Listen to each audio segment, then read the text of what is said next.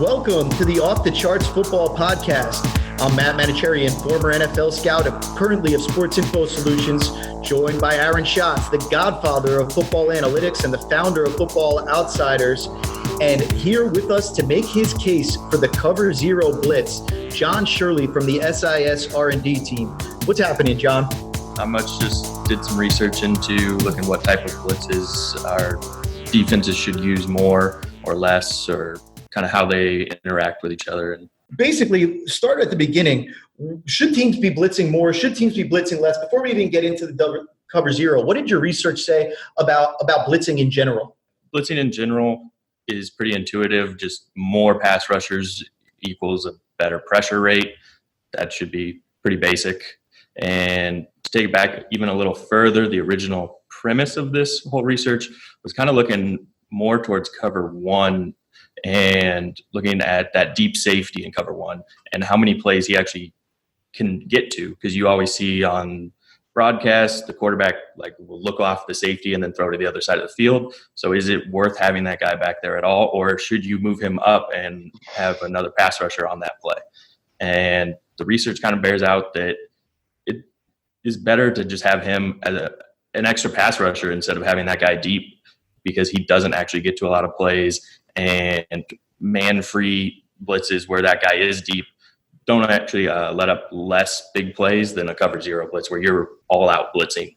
So let's take that back just a second. So when we talk about blitzing from a defensive perspective, the two most common types of blitzes that we'll see, or I should say that there are three common types of blitzes that we would see. We would see a zero blitz where there's no safety help, right? On average, you'll usually have about 6 rushers there. Then we could see the man-free or cover one blitz where you have the one high free safety and you have man outside that. Usually you'll have 5 rushers in that situation. And then you could also have a zone blitz. That kind of covers, I think you did that research. That covered almost all of the blitz. You're able to bucket them into those categories. They all ended up kind of being the same, and they average similar, about 5 rushers on those plays, similar to a man-free blitz. The zone blitz. The zone blitz. So when you looked into that, you saw basically that the difference between that zero and the free safety blitz was not giving up a lot more bad plays, and that the individual rusher that's added was more valuable there. Right. All 3 blitz types there, the zone blitz, man-free, and zero blitz, all had let up about the same amount of big plays, or boom plays that we call them, and that is any play that lets up an EPA, expected points added, of 1 or more. And they all let up about 25% of plays like that. But zero blitzes were able to get a lot more pressure than those other plays, and so they created more bad plays for the offense. All right, let's bring in the godfather himself. Aaron, you've been with us here. You've been keeping quiet. What are your initial reactions here to this concept? First, the ex-DJ in me thinks we should have called the piece Saved by Zero. Second, I think here's the interesting question about this. And I don't know. We'd have to look at what teams we're talking about more. I wonder if there's a little bit of selection bias going on, in that the teams that are likely to zero blitz are the teams that feel like they have more confidence in their back end. They have more confidence in their cornerbacks to cover. But it's interesting. I wonder if you were to split out the teams that are best, like the top half of the league that's best zero blitzing, and the bottom half of the league, or split the teams out by man coverage quality, my guess is you would find the same thing. I wonder, I would want to do that to make sure there was no selection bias, but my guess is that there is no selection bias. Does that make sense? Yeah, that makes sense. I'm bringing up a point, but I actually think the point might be wrong, but I want to bring it up because it is important to bring up. No, we should pull Coles. I think that's an important point. I think we're dealing with smaller sample sizes for the cover zero on its own. Unfortunately, and that's you want to look at 2 or 3 years together to make sure you have a large enough sample. So this is a 3-year study, correct? This is 2016, 17, and 18. Yeah. But even so, you don't see a ton of the zero blitz. I know, speaking of poking holes in it, I think the first thing that people would say is, okay, but in the red zone, cover zero is very different. You don't need deep safety help back there. There's not going to be that risk of boom plays. John, you threw out everything within 10 yards of the goal line, right? Right, because defenses defend those plays significantly different. So. The coverage scheme in those situations is totally separate. So you threw that one out, which I like.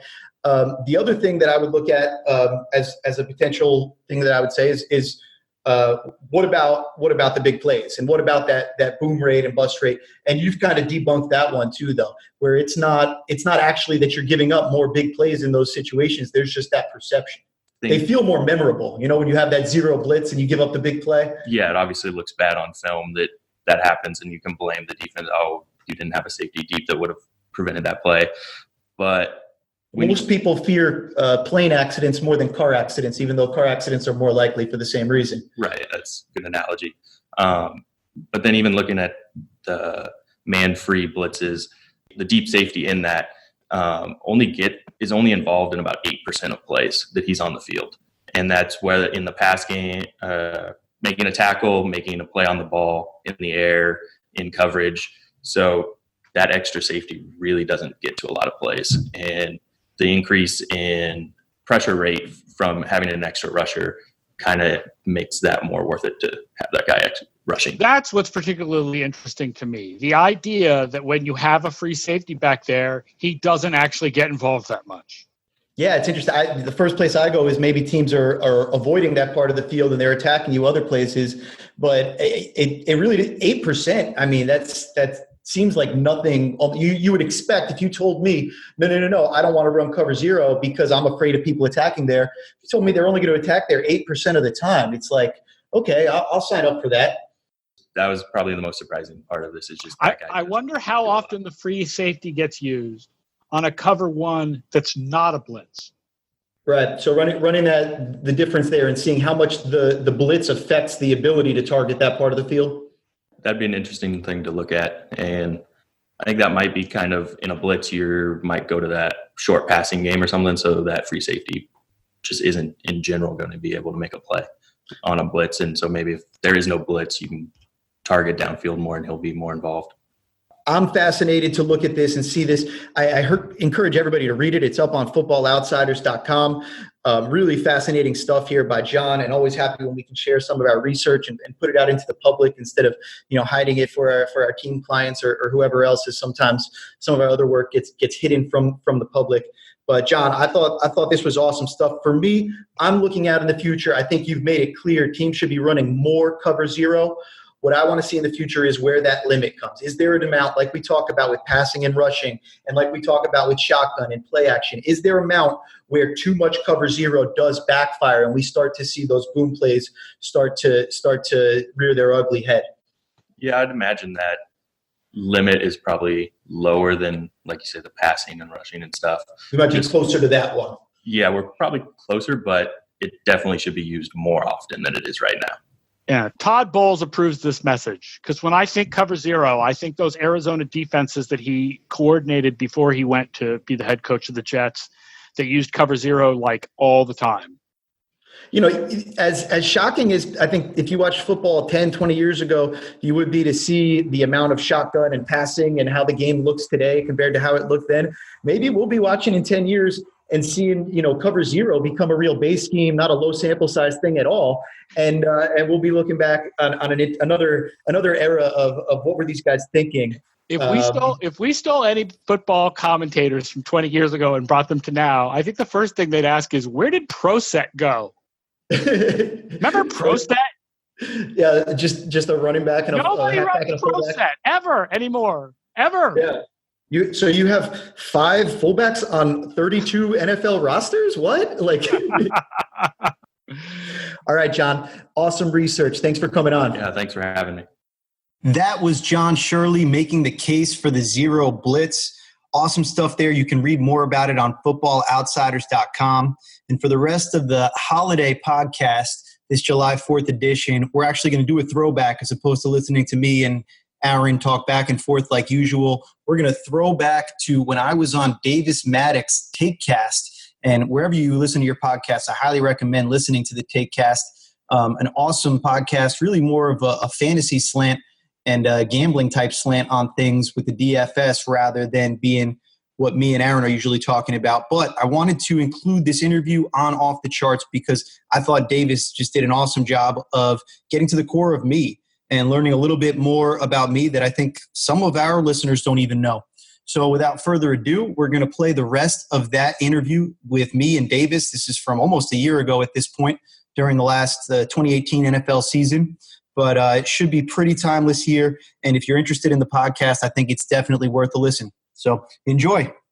All right. Hello, everyone. Welcome back to the TaekCast. I'm Davis, of course, and I am joined by what I think is a pretty special guest, Matt Manocherian from Sports Info Solutions. He is the Director of Football Development at SIS. But, first of all, welcome to the show. But before we get into, the nitty-gritty, the heart of football analytics, I kind of just want to hear about your personal journey to the game of professional football. Why football? Why coaching? Why scouting? Kind of how did you end up at SIS? Tell me the Matt Manocherian story. All right. Well, first of all, thanks, Davis, for having me. I'm excited to be here with you, and a fan of the show since I started listening when you had my buddy Keegan Abdu on. My story goes back from being a kid growing up outside New York City who just fell in love with football at a young age, first on TV and then on the field. And honestly, I fell in love with football because I was a spoiled kid and school came easy to me, and football was the place where I had to scrap and figure it out. And I knew by the time I was in high school that I wanted to devote the rest of my life to football because football taught me the value of hard work and kind of. So you played football? I played throughout high school. Yeah, I didn't play in college. I played wide receiver and free safety over at Rhinebeck High School. Go Black Hats. And I went to college. I wanted to play D3 ball, but I got into Duke on academics, and my parents said, "You're going to Duke." So I ended up going in that direction. But as soon as I graduated, I came back and I started coaching back at my alma mater. And my old head coach gave me control of the secondary pretty quickly there. And I coached a season there. I was looking for other jobs, trying to find a way back in, doing whatever networking I could. And I actually got an internship with the New Orleans Saints through a friend of a friend of a friend of my father's knew the father-in-law of the GM of the Saints. So it was just connections through. But I was reaching out everywhere. I was a big Malcolm Gladwell tipping point fan, kind of trying to use the power of loose ties. And I got an internship. It was a 6-week training camp internship, and really it was me. I was turning 23, and there were 4 college kids. It was really a college job, setting up the field, handing out Gatorades, checking the players in for meals and stuff like that. And there were even 2 high school kids that had the job with me. But once we finished all of our kind of daily tasks that we had to do, we were able to go into the scouting department and try to help out with whatever we could. So for me, it involved a lot of peeling of stickers, the draft board stickers with the magnets. Yep. Just peeling thousands and thousands of stickers and kind of being around and soaking it all in and learning how things work. And eventually, you get a couple of tasks.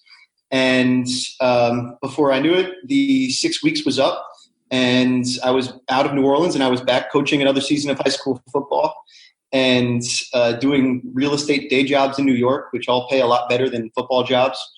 Head coach of the football team? Nope. I went from being a volunteer assistant to actually a member of the coaching staff. So I got paid my second year, but coached the wide receivers and the secondary. Even did a bunch of work with the younger kids there who actually, after I left, they went on to go to the state championship game.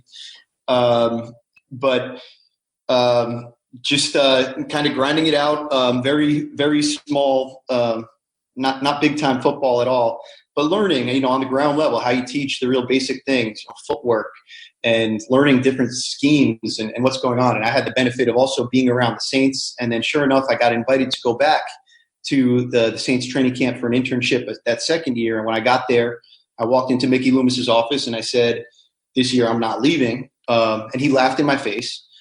But eventually I found my way in because they say, find a way to make yourself unexpendable.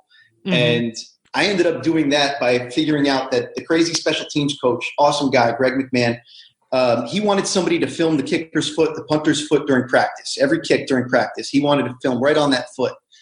And I said, I'll do it. I found a camera with the camera guys. They hooked me up with the oldest, biggest 20-pound camera. And sure enough, every kick during practice, the whole training camp, preseason, I'd be running out onto the field right behind him, standing in the same spot with the big heavy camera. and he got used to that. And the biggest reason why I got to stick on, sure, I went really hard. I worked my tail off, and I don't think I'm an idiot, so I think they saw some really good things for me in the scouting department. But if it wasn't for that, I would have never gotten to stay on, because it was that aspect where the coach said, Matt can't leave. I need somebody to do this every day. Right. And that kept me in the building. So Mickey Loomis came to my desk right around the beginning of the regular season. He said, good news, bad news. Bad news is you got to move out of the hotel. Good news is you got to find a place to stay because you're a New Orleans Saint. So that was pretty cool. That's how I got my start. So from that role, how long did you stay with the Saints? Right. So I was with the Saints for 3+ years. And basically, I did a mix of being with the pro staff during the season, so a lot of advanced scouting, upcoming opponents, looking around the league on the NFL level, and college scouting in the offseason, draft prep, essentially. Yeah. So I did that, and I was in-house for 2+ years. The third year, I got put on the road. They put me back in my native Northeast and got me some experience scouting at different colleges, not a full region, but a partial region. And then it was the following off season. There was no room for advancement with the Saints at the time, but the Browns and Mike Lombardi, who now is in the podcast game himself. Yeah, GM Street. Yeah, GM Street Mike Lombardi was taking over the Browns as the general manager there. And he came and hired me to be the Northeast area scout for the Browns. And I had a great experience in New Orleans. I love working for Mickey, Ryan Pace, Sean Payton. But when I worked with Mike Lombardi, that was really a good fit for me in terms of I believed in his vision and the way we were trying to build things. I appreciated kind of the way that he approached everything, a little bit more new school, a little bit more of a thorough and rigorous approach as opposed to kind of the old school, what gets the job done approach, which is very much what I came from in New Orleans. And unfortunately, the rug got pulled out from under us 6 months into working for him. He was fired, and then, things went in a whole different direction there that I can, tell stories about for days. But suffice it to say, feel free, please tell a story about the GM change and the culture change in Cleveland. People will absolutely love that. I can guarantee. Whatever you're allowed to say, this is your time to get it off your chest. No, I should try to be a little bit careful. People that are close with me kind of know more of my full story there. But no, like I said, I thought we were on a really good path. I think kind of everybody knows at this point that both the scouting department and the analytics department, and at the time I was part of the scouting department, I really had nothing to do with any of the Browns analytics. So in these jobs as a scout, both for the Saints and the Browns, this is watching games, this is grinding tape, right? Like this is not analyzing play efficiency. This is not comparing players, via numeric analysis. It's all grinding the tape and taking notes off that, basically. Yeah, it's none of that. It was nothing analytics at all. I was a scouting assistant in New Orleans, so it was a lot of administrative work, a lot of organizing, other people's scouting assessments and learning from them. But yeah, it's turning on the tape. At the end of the day, everything's the tape. That said, as a scout or especially as a decision maker, you've got to use all the tools available to you. So you'd see that happen to varying degrees. It's not like Mickey Loomis doesn't use this stuff at all. He just has, I think, a little bit of a different approach to using it than maybe some of the new school analytics type of people would use when they approach this kind of stuff. But yeah, this is a scouting job. And especially, once I got on the road as a college scout, I think of college scouting as being really like a 90% film job. There's other stuff. You want to see guys in person for sure, especially certain positions. A ton of what you do as an area scout is character evaluations. Yeah, talking to coaches and stuff like that. Talking to coaches, yeah, because anybody can watch the film, honestly. And so for me, obviously, and trust me, as someone with a Twitter account, everyone does watch the film and thinks that they know what's going on. Right. It's the blessing and the curse. Anybody can watch the game and think that they're an expert. And to an extent, they're not wrong. A lot of people have spent a lot of hours watching football. And then at times people are very wrong. Yeah. For sure. So as personally, I always try to look at things with as many sources as I can and try to really view things holistically. So numbers always, I think, played a role in my evaluations. You look for guys with tackles for loss and stuff like that. But historically, numbers are not very good. The numbers that have been available to scouts and these people that have been in these roles, we've learned not to trust them because, yards is not a very valuable stat. Tackles is not a very valuable stat. And it's really easy to count those things, and it's really easy to see how meaningless they are to a football game. And so people have gone in other directions. That said, tendencies has been a part of football forever. So I don't care if you're a scout, if you're a coach, whatever you're doing, you better understand, situational football and how different teams act in different situations. And, you want to call it tendency reports like my coaches that I worked for in high school football did, or you want to call it analytics like my current employer does. It's really the same thing to me. And the problem is when people lose the thing that connects the two of them, the game on the field. Yeah, and I think that makes sense. I can say that we've had players on this podcast, I've had coaches, and I've had a lot of analysts on the show, but this is the first time we've had, a scout on the show. So something that I thought that would be interesting to talk about would be, how is the analytics department viewed inside of the organization? Because I've only ever heard it discussed from the coach's perspective and, from a player's perspective. We had Brandon McCarthy on the show, the pitcher.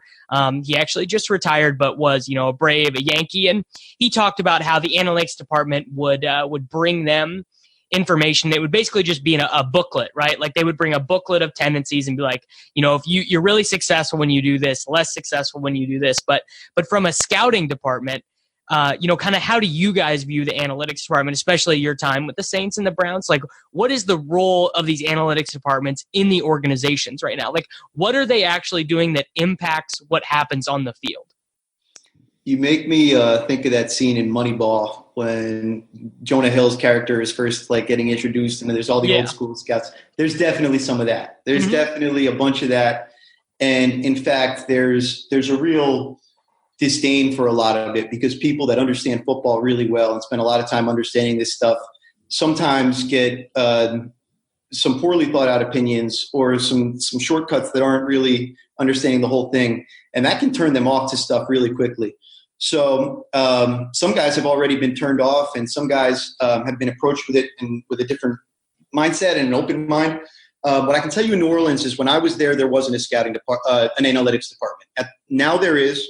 At the time, we had Mickey, who as a general manager was more in the administrative track than being like a scouting track. So in a sense, he was building things, with financial models and things of that sort, kind of thinking about things a little bit more progressively than maybe somebody that just looked at it from a scouting perspective might have looked at things. He would say things to us like he didn't want guys that didn't meet minimum requirements. We had minimum requirements that were established based on historical norms, heights, speed for corners. Yeah, I'm big on minimum requirements actually, and the larger football community, specifically like the fantasy football community, has really gone away from minimum requirements. But I'm actually still pretty big on that in my player evaluation. Yeah, so one thing Mickey didn't want was slow corners, and I think it's become even truer and truer with just how fast the game is right now. It's really hard to play with corners that are 4.6 and slower. It's really hard, and if you go around looking for the exception, then you're going to have a team full of exceptions. Right. And there's no team in the history of the NFL that ever won with a team full of exceptions. That would be Mickey's point there. Now, I'm a little bit more probably open-minded. I think that, always you want special traits that can compensate for being a little bit lesser in one area. That's how you see, Marcus Colston couldn't run, but he was obviously a very good player for the Saints for years because he had other traits that were really good and that worked really well. Well, he was hugely productive. And something you mentioned was how the numbers available to scouts are not great. And, you mentioned to me before we recorded, you don't know a ton about fantasy football. That's not your realm. And this website that I was involved in, founding kind of about 6 years ago, we used this metric called market share, which basically, the idea was just that even at small schools, players who are getting 40%, 45%, 50% of their team's total passing production, both in yards and touchdowns, really had a great chance of being special players. And like in back testing that, it's interesting you mentioned like Marcus Colson was a guy who had like 52% of his college's receiving production his last year. Miles Austin for the Cowboys was another one.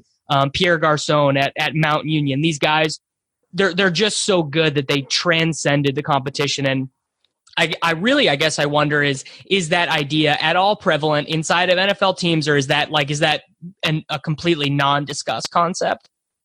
I think 10 years ago it was mostly non-discussed, and now it's become something that's more prevalent in a lot of, especially the smarter teams. Because you start to look at that sort of stuff, and that's not a fantasy-only thing that you're talking about there. It's not looking at college production and understanding college production along with combine measurables, along with injuries and character, which also plays a role in, that stuff on the softer side of scouting. But all of that stuff is relevant. And what you're saying is absolutely true. And the really interesting one is the touchdown share with receivers. Yeah. When you look at touchdown share, it seems that in terms of identifying skill in receivers, it's natural to think, who has the most yards per game? Who has the most catches per game? Who has the highest completion rate, yards per attempt? The stats that we like and that we kind of cling to and go to. But there are two things that's not counting. One, who's the coach choosing to give the ball to? The coach sees these guys in practice every day. And now this will drive you crazy when you start to think about Alvin Kamara. Because Definitely. If you look at a share type stat, Kamara, you're going to be thrown off the scent of Kamara every time. That might just be poor coaching, is probably the way that you have to look at that. But usually the guys that play more for a reason because the coaches give them the ball. The other thing that happens is with touchdowns specifically, touchdowns are very difficult. And the scarcity of touchdowns and the difficulty of creating touchdowns, it ends up showing up that in college level, the guys that get in the end zone, the ability to get in the end zone is more analogous to creating yards and points in the NFL than just getting yards. Getting yards in college is something that a lot of college players can do. Getting touchdowns is something that's more of a rare skill. So I think those two things are really good things that'll tip you off as a scout because they're numbers, but numbers are indicators for things that we see with our eyes. So, everybody likes to put them into two different worlds, and I'm always trying to draw it together.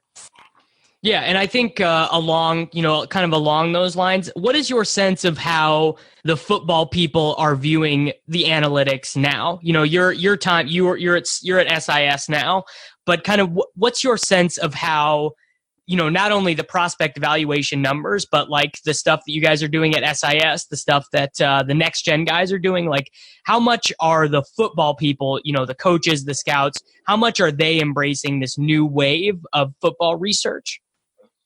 Man, it's diverse and it's a great question. And I would say it like this. Obviously there's a range. There's your Moneyball scouts and there's your, Cleveland Browns front office from a couple of years ago, hyper progressive, whatever you want to say. But I would say that the average person, the average smart guy working in the NFL right now, in a personnel role, or even probably, younger coaches in the league, they're looking at it as they know best. They know they trust their eyes. They know football. They know what's going on. And they really don't care for hearing you tell them that you understand something better than they do. Yeah. And they're mostly smart enough to realize that this isn't nonsense. Data is everywhere in the world, and it helps people make decisions, and they want to win. Mm-hmm. And you got to be an idiot to think that there's nothing here that could help you win. So that's why I say the average guy, a little bit more the savvy guy, he's still trusting himself at the end of the day. He's not hearing any nonsense about running the ball not mattering and bothering with that EPA discussion. But he's listening, and you could convince him. Down by 14, the Giants, they could go for 2. Yeah. And those seep in because over time, people have these conversations. They're like, wait a minute. What you're saying makes a lot of sense. We're going to go for 2 on the last score of the game. We really should go on the second to last score of the game so that we could at least get it back if we don't get that 2-point conversion, right? And then you could say that to a player. They're not dumb. This is a difficult job that they do. I mean, what I've heard, what I understand is that a lot of these analytics things, like going for it on 4th down, going for 2, and I quit playing football when I was 12, right? And I think that this is actually a big distinction is a lot of the people who have this conversation actually either never played football or quit playing pretty young, but the players love that stuff. The players love going for two. The defense is energized by you going for it on fourth down because, that's a little bit you saying, putting faith in them, like, hey, if we don't get it, I trust you guys. And it's putting faith in the offense saying, when it's time for a yard, like it really seems to me in all these conversations, the people that are so against changing the way the game is played is the coaches. Mm-hmm. And I think that they're incentivized. I think a lot of people have discussed they're incentivized against being risk takers because of job security. But I think what you're saying is so true. When I was playing football, if we got to stop on third down to create 4th and 1. And it's demoralizing for the defense to go, I did my job, but the job's not over. Oh, my God, I hate it when they would go for it on 4th and 1. They just have to get 1 yard, and then all that job we did on the last 3 downs stopping them means nothing, and they got a fresh set of downs. Sometimes I think the best way to think about strategic decision-making in football is to think about your opponent and what they would really prefer you not to do. You should probably do that. And, it's how, Belichick famously, when he was doing the game plan for the Giants-Bills Super Bowl, begged the Bills to run the ball because he knew that was the only way they could stay in the game with them because if it became a shootout, they weren't going to hang with that team. It's that ability to see ahead and to try to influence. If the Bills knew that Belichick was just trying to get them to run the ball because he knew that they weren't as explosive running as they were passing, then they probably would have passed the ball anyway, right? They wouldn't have fallen into his trap like that. Right. And this is kind of an example like that. For me, usually if you're on defense, you really don't want the offense to go for it on 4th and 1. And yeah, you'd much rather them punt it and get the ball back. Right. And so for me, it's as a player, something that always resonated with me, something that always didn't make that much sense to me. I love the concept, the guy who doesn't punt at all. And his team knows the high school coach, he wrote the foreword to a very popular football book this offseason, Warren Sharp's football preview, and kind of talked about that theory. And that's one of his things is it's just the other team hates it. They hate playing against it. Right. And 2 things with that too. One, his players know it. They understand it going into the game. It's not complicated to them. So, when Booker McFarland is yelling about, oh my God, you're killing the momentum, you don't understand the mentality of the player. If you talk to the players ahead of the game and you prepare them during the week, heck yeah, let's go for it. It's 4th down, that's the fun part of football. And who likes punting? So I love that stuff. I love onside kicks. And I think that we haven't reached an equilibrium in terms of people need to be more aggressive and force people to keep reacting more until we get to a point where these aren't efficient decisions to make. Because, they are very efficient decisions to make the way it is. Man, it's easy to call plays when you got 4 downs instead of 3. Yeah, it's huge. And, this is actually kind of under-discussed, I guess, but there's a significant amount of game theory in football that I think it kind of gets lost in these analytics decisions because it becomes about, what the math says. But, there's how much poker have you played? Are you familiar with kind of the concepts at all? Yeah. So I'm not a big poker player, but I got it. So maybe not so much now. I don't know nearly as much about poker now as I did 5 years ago, 10 years ago. But a big thing in poker 5 years ago was just you should never call. If someone raises you, you should either re-raise them, go all in or fold. You should always be putting the other people to the decision. And I think there's a lot of merit in that with football as well. If you are putting your opponent in uncomfortable positions the entire game, you're going to get them off of their script. Coaches, they want to have kind of a whole game script out. They have a bunch of plays that they install. They have these coaches have specific game plans for the week and for the opponent. And if you are consistently forcing them to bend to what your team is doing, I think there's a huge amount of value because practice time is so limited in the NFL already. You can put other teams in situations that they legitimately have not practiced for. And I think that is an under-discussed element of the going for 2 and the going for it on 4th down and avoiding punting. We don't talk enough about how it makes the other team have to make suboptimal decisions because they don't have enough information. Right. If you practice going for 2 all the time and you practice it every week throughout the year, and the other team only practices it the week ahead, or maybe they got an extra practice in during their bye week because they saw you were coming down the road and they wanted to prepare for it ahead of time. Man, you're just killing their practice schedule. When the 2008 Dolphins started running that Wildcat stuff, that was the big advantage that they had, was nobody had prepared for it, and they got the opportunity to practice it and get better at it every week. So every week people are scrambling, trying to figure out just what's this going to look like the first time we see it. Like the first batter that comes up in a baseball game. Meanwhile, they know exactly what it's going to look like. They know exactly how the other teams have responded to it, how the adjustments have come. You mentioned game theory, and I'm fascinated by game theory and play calling.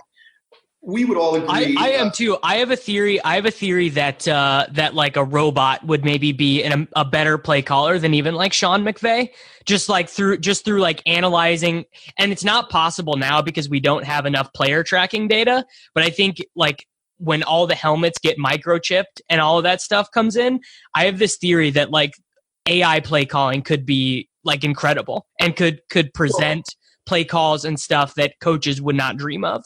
Well, I think it's inevitable. If you were to talk to like Elon Musk about it, he would say that that's obviously inevitable. I mean, it doesn't even take really like deep AI, like the kind of AI that we're trying to develop where everybody's worried that robots are going to take over the world, et cetera, et cetera. You don't even need that kind of stuff. This is really just like a souped up version of chess. So I think if robots can beat humans in chess, which they can, I think it's almost inevitable that a robot would be able to outplay call a coach. Now, you drive people crazy by saying that because this is a game played with humans, and we're not there yet. We're not there in any discipline yet. I mean, we're like I think 20 years away from like even I think Sean McVay, who everyone pretty much regards as like he's so smart, he does everything properly, and he knows all the analytics and everything. I think he would still bristle at the idea that like there's just like a mathematical edge to be had that a person could never.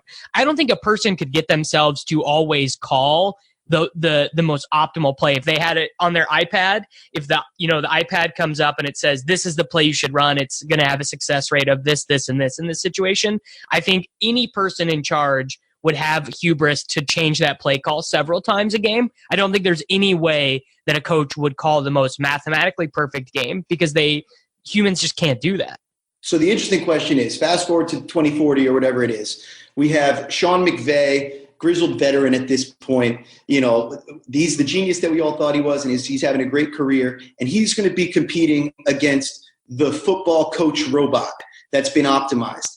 Even if that were to happen in 20 years, I think that McVay's going into the game with his iPad thing, like you said, that is already spitting out what the most optimal, and it's just him choosing between the three most optimal plays versus the computer that's just spitting out the most, and then I mean, we're not there right now, and I'm not advocating for this sort of. I'm kind of advocating for it. I know people really don't like this conversation because it takes a lot of the romance out of the game. It just becomes like a big game of Counter-Strike or whatever, like where it's literally just trying to move the chess pieces around in the most optimal way to abuse, whatever. Like, and a lot of it right now is the rules. Coaches who are figuring out how to abuse the rules are like at a huge advantage. Right.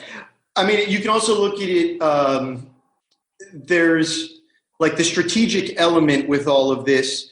There are players on the field and these individual battles that are still going to occur. So even if you do have the optimal move, there's going to be this element of risk, this element of why you play the game that still exists because, if I move my pawn from A2 to A4, there's no gray area there. That's the move. That's the only thing that could happen there.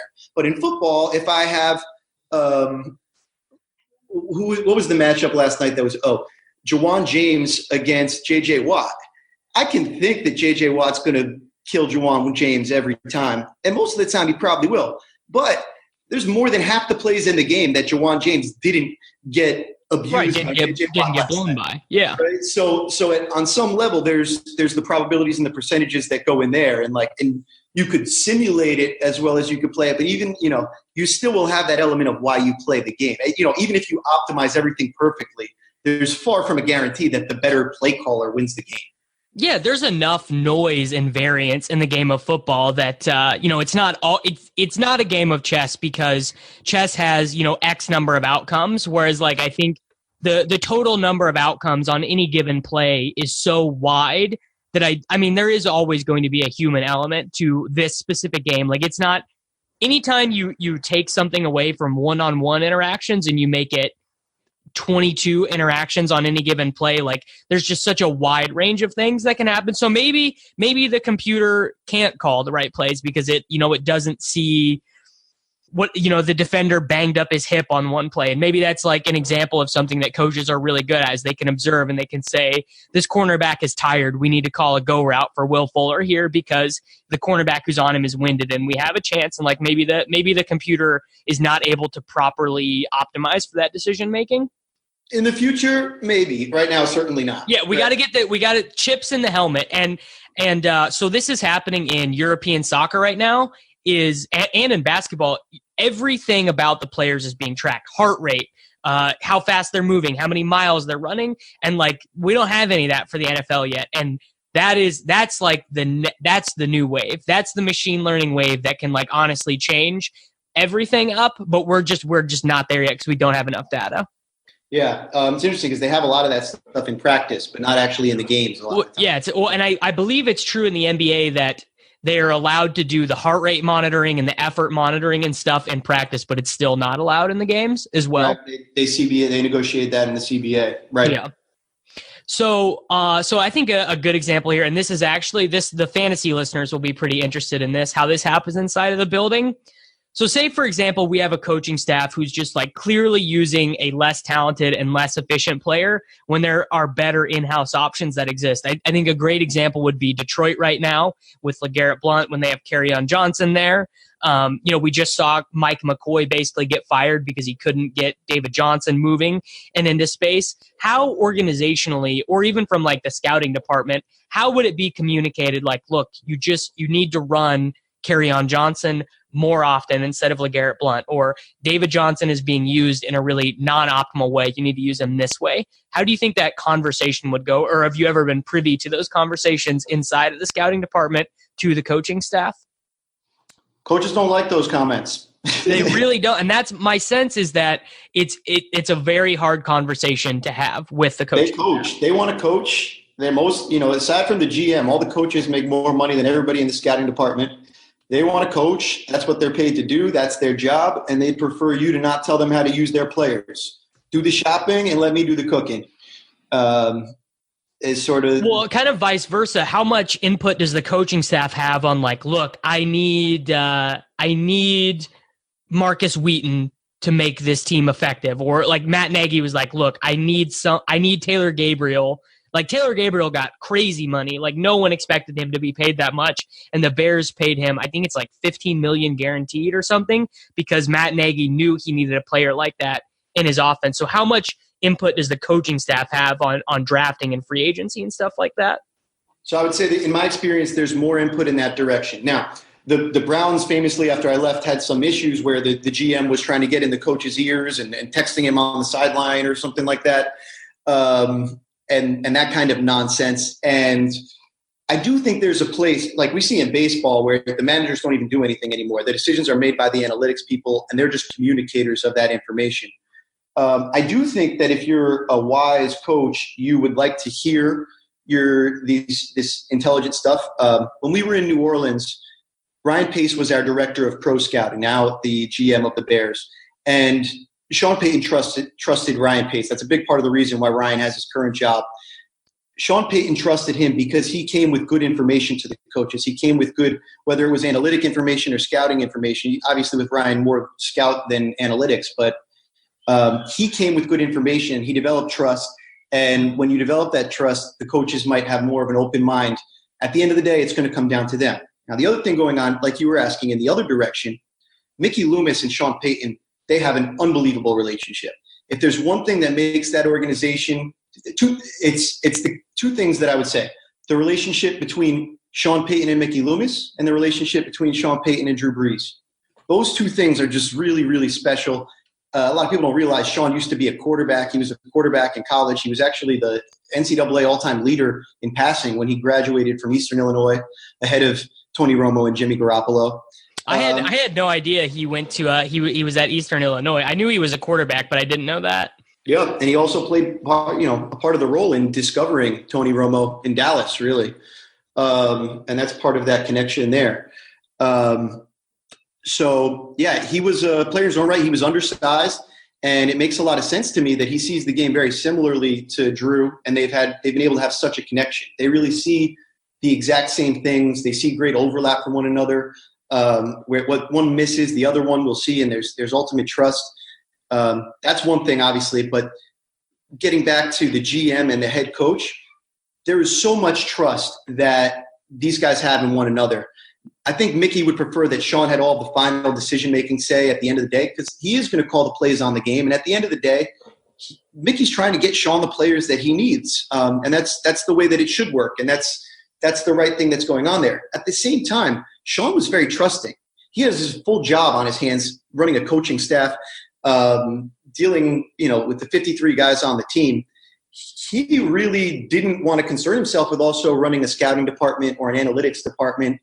And for that reason, he always tried to put in a lot of trust towards Mickey and put in a lot of trust towards Mickey's guys, like Ryan and like the different college scouts that we had in the building there. Now, it's always funny to me because the coaches would have different amounts that they would give you as a scout. And as a scout, you really want to understand what the coaches are looking for as well as what's playing in the league, because both of these things are important. So, for example, when I was on the road, when we had Rob Ryan as our defensive coordinator, he was much, much more specific than Greg Williams was in terms of what he was looking for. That said, he was also much more open to hearing what the scouts had to say about the different players. Yeah. So Greg would say, I don't care, just get me good players. But then when it would come to the draft time and it would get into draft season, Greg Williams and his staff, they would have strong opinions on the players. So they might not tell you we want a corner with long arms or we want a corner that's going to be, really good in the slot and have a lot of athleticism in there. They might just say, we want good players. But then you'd come to the meetings and you'd have a lot of good players and you'd realize about halfway going down through the list that they actually didn't have any interest in guys that are only fits in a man scheme and not a fit in his own scheme, for example, whatever else it was. Now, and you learn that stuff over time and you watch your own team to understand what's playing on your team and what fits on your defense. Now, I appreciated Rob Ryan's approach because he came and he had a rather hilarious meeting when he first got hired. But what he said to us was, this is what I'm looking for in each position. I like to play 3-4. I like to be able to two-gap up front. So it's important to me to have really good length on my five big guys on my team. The three up front guys and the two outside linebackers. Length, long arms, height was very. And is that very helpful as a scout to be like, okay, these are the sorts of players I need to be looking for? Like, I need to be looking for this set of tools. Like, does that help you narrow your searching down, or is it more restrictive? Is it harder to exist with those parameters? Well, I appreciated the way Rob did it because he gave us those as a guideline. He would say, this is what's really important to me. That said, I've seen guys that are 6 feet tall. I've seen Dwight Freeney. Dwight Freeney doesn't meet any of these requirements for any of the positions that I put on this piece of paper, but I want Dwight Freeney. Right. So it was helpful in the sense that he said, this is the skills that I'm looking for. My defense requires more length, and if we don't have that, then we're going to have to do more things that we're not accustomed to doing. That said, I don't want to handcuff you to the point where you're recommending a lesser player over a better player, because who's that going to help at the end of the way? Then we're going to have a bunch of guys that check the boxes and stink at football. And to be perfectly honest, that's what happened in Cleveland when we drafted Justin Gilbert. The scouting department, we had Khalil Mack and Aaron Donald ahead of both these guys, but there was some need for a corner, and need-based drafting will always get you into trouble. Sure. And when we made the first pick, the worst pick that we made in the first round of the Johnny Manziel draft, we took Justin Gilbert over Jason Verrett and, like I mentioned, Aaron Donald. based off of these parameters that Greg Ryan had set out. And that was the problem. Is the scouting department came back and we said, we think Verrett's the best corner, but we think that Justin Gilbert, he's 6'1". He's got some things to him that, fit well in that kind of cover 3 scheme that's in vogue around the league right now. And the coaches came and they watched the film and they fell in love with Gilbert. And the coaches wanted Gilbert ahead of Verrett. And part of the problem with, I think, the process that we had in that Cleveland front office was the scout's job is to scout players all year. You should trust your scouting department. You're paying them for a reason. Yeah. The coaches, their opinions should matter, but they shouldn't just come in. Well, you've been working the whole year on evaluating these players, and really for 4 or 5 years, evaluating all these guys, getting to know every player that comes in through your region. This is a big boy job. And to just come in after watching 2 weeks of film and seeing somebody run in shorts at the combine and decide what you think is the right or wrong decision. I mean, these are the same guys that complain that, too much stock is put in the combine. But then here, in the same breath, they take their opinions and they say, we want Justin Gilbert because he's 6'1" and he's got long arms, and we think that's what's going to win in our defense. That's how you end up with really bad draft picks. So let's just put you in the shoes of being a general manager. Let's say Cleveland calls you up and they say, look, man, Dorsey, he's just not getting it done. We want you to be the GM. How would you kind of amalgamate all of that information and the decision-making process? How much would the coaches get to have a say? What would the scouts' roles be, both the area scouts and the analytics department? Kind of how would you structure the decision-making process for the draft and free agency? Like, what amount of input from each department and who would get kind of the final say? So the way that Mike Lombardi had it structured, the way that historically a lot of teams structure it, I think is really sound. I mean, take the draft. You have your college scouting season, so you want to have all your scouts in training camp, get them on the same page about what you're looking for, what's playing in the NFL right now, what your team's strengths and weaknesses are, get to know your own team. And then from August through November, you're on the road and you're evaluating. And this is when your meat and potatoes of everything is happening. You're watching the film, you're getting to know the coaches. This is when you should make, most of your overall evaluations. And for each, at that time, you'll have everybody viewed by at least 2 people. So you're going to have it viewed by your area scout, and then you're going to have all of your top 300, 400, whatever it is, also viewed by a cross-check scout, an over-the-top scout, right? Somebody on the higher level in the department. So then you get to December, you can have your first round of meetings where you start to talk about all this. At this point, I think everything should be in a scouting department kind of silo. And you create your big board, across for the positions, horizontally, the positions across the board, up and down vertically, kind of where you have people graded out. And then I've seen things done both ways. I was lucky enough to kind of learn the old school approach that Mickey and Ryan Pace taught me in New Orleans, which is very much like round-based grading, kind of the old school, this is a third-rounder approach, kind of holistic. And then I also learned, the quote-unquote Patriots way that Lombardi had developed with Belichick and that we used in Cleveland, which is it's grading based on how somebody's going to fit on your team. So there's only one grade for a third down running back, right? And there's a different grade for if you're only a first and second down running back. And then there's grades for a 3-down running back. And there's grades for backup level. And are those grades like pass-fail grades? Like this guy fits, this guy doesn't fit?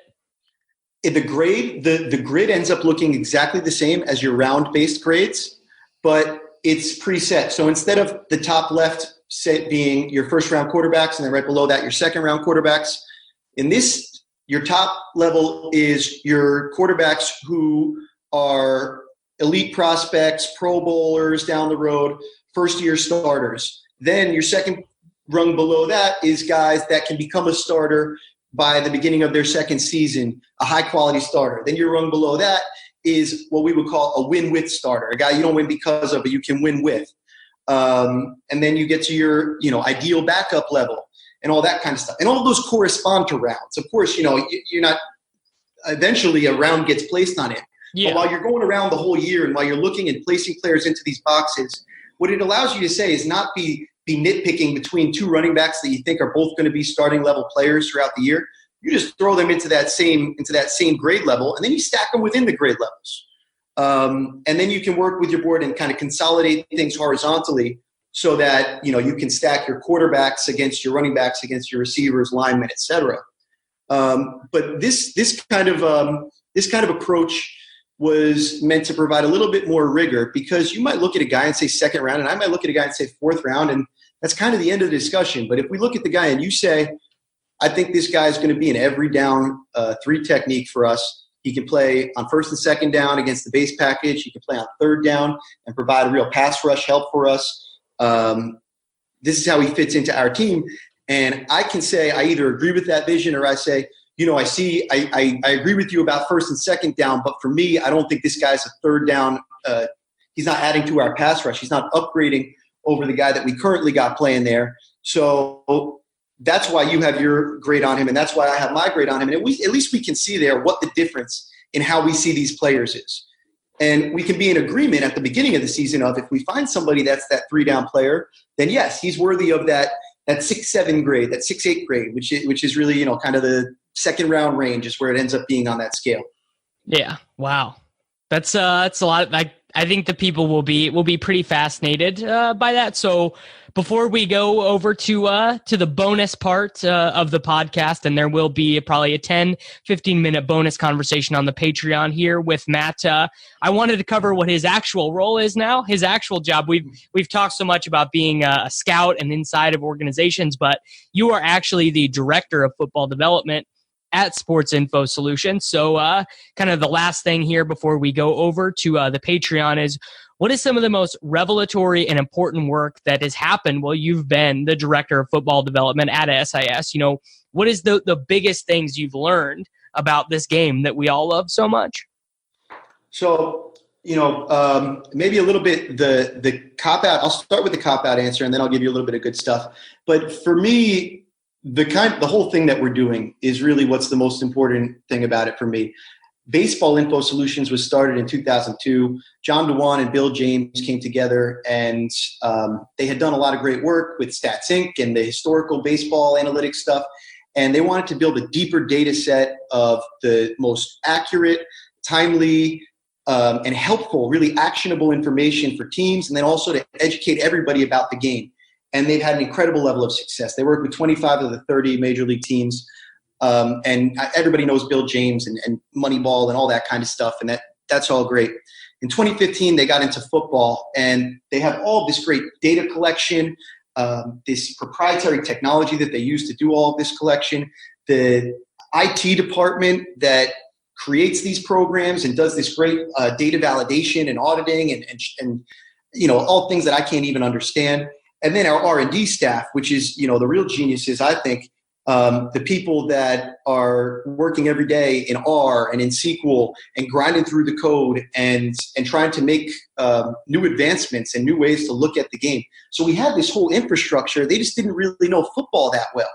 And I came in I was getting my graduate degree over at Columbia University after I had left the Browns, and learning analytics and learning about analytics in other sports, because they didn't even have any analytics in football really to teach me at the time. And I got connected from that program over to this company when they found that they were looking for a football, somebody to kind of tie in all of this math stuff with football and really bring it to the field and to the teams like they had with baseball. And they saw me coming out of there with this, this growing background in analytics, but with this real background with the teams and understanding the game and the X's and O's and the nitty gritty. So they brought me in, and it ended up being a really great match. And what we've been able to do over the last 2-3 years is build this up to a place where we're tracking every NFL game, every FBS college football game with the same level of data. So yes, next gen is coming for NFL, and we're doing some interesting stuff with that next gen and working with teams on integrating that stuff with our data and making that the best it can be. But where a lot of the value going forward is going to be is on the college side. Yeah, because the data there for the college, there's nothing. Right. And so with this kind of infrastructure that we built, where we have 4 scouts watch every game, NFL or college, same thing. We're recording all the same data points and recording everything in as granular detail as possible. And we're the only operation that is doing this, number one, all under one roof. Number two, all trained based on the NFL techniques that I've learned and the evaluation, what teams are looking for, where I've learned from both of these schools of thought that I've talked about. And on top of that, we're not grading any players. It's very important to us that in the way that Bill James conceptualized things with baseball, they didn't grade anybody. They didn't grade your swing. They didn't grade your catch. The key thing was identifying every event that happens on the field and being able to objectively identify things as much as possible. So we might not be able to say, +1 because that first baseman made a scoop, or +1.5 or -1 because it was a pass ball. But we will say that was a pass ball, or we will say that first baseman made a scoop,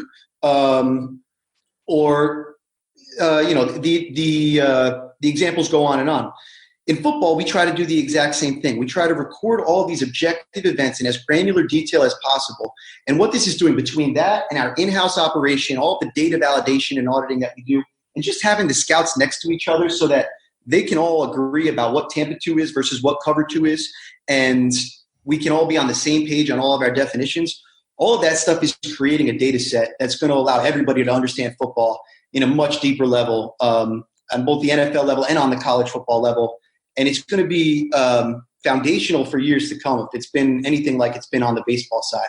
So I'm really most excited about coming in to a bunch of guys that frankly didn't know much about football and being able to work with them on creating some of the stuff, because from our collection operation to the sorts of analytics that we're doing right now with things like total points and IQR and the different statistics that we're coming up with now, and some of the great people that we're working with. You mentioned Warren Sharp before. Warren Sharp works with Sports Info Solutions data, and it's exciting when we see him and we see other people out there that are working with our data, not just in the private sphere for the teams, but also in the public sphere, and pushing the whole conversation forward. It's exciting that we've been able to partner with Aaron Schatz as one of our founding partners. We are the official college football data providers for ESPN now. So you'll notice over the next couple of years, the ESPN, the way they cover the game is going to be getting deeper and deeper, and it should be more fun as a fan. So all this stuff makes me really, really excited. Now, my non-cop-out answer. Teams should pass more than they're currently passing. You mentioned EPA before, and in terms of EPA, it's clear that passing is more efficient than running. Passing, and EPA does take into account turnovers and things like that, where there can be some criticism of different metrics, like yards per attempt certainly doesn't take into account turnovers, but EPA does. So we talked about game theory, and until the EPA kind of reaches more of an equilibrium, I think we're going to continue to see that people like you and me are going to be clamoring to pass more. Now, there are limitations to that I think are a whole different story for another time. Like we're doing a thing right now called boom or bust, where we're adding a stat to EPA called boom or bust, because the average running play has a boom or bust result only about 18% of the time, whereas the average passing play has it 35 to 40% of the time. Boom or bust being defined as more than one EPA added or more than one EPA lost on the play.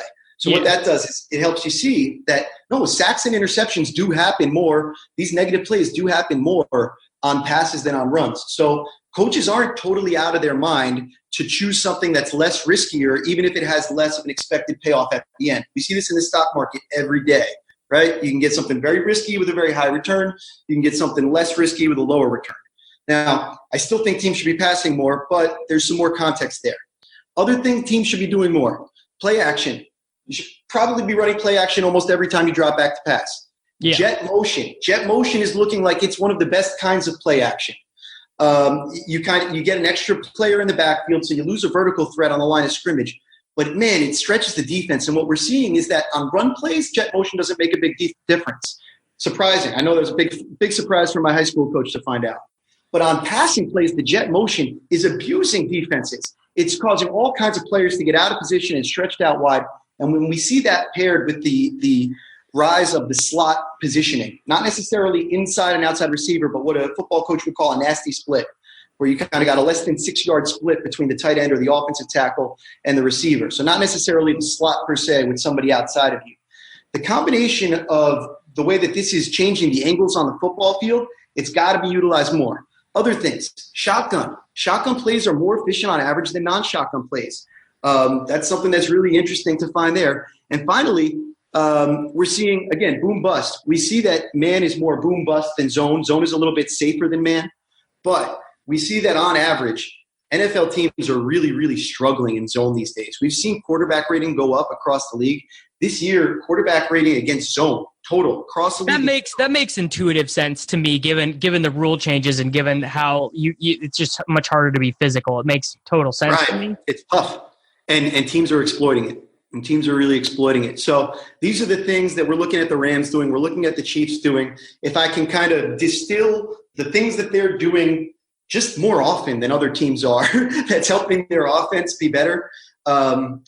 Play action, jet motion, shotgun, and pass the ball. Beautiful. All right. That was an amazing discussion. Probably the most interesting episode of the show so far, through about 45 episodes.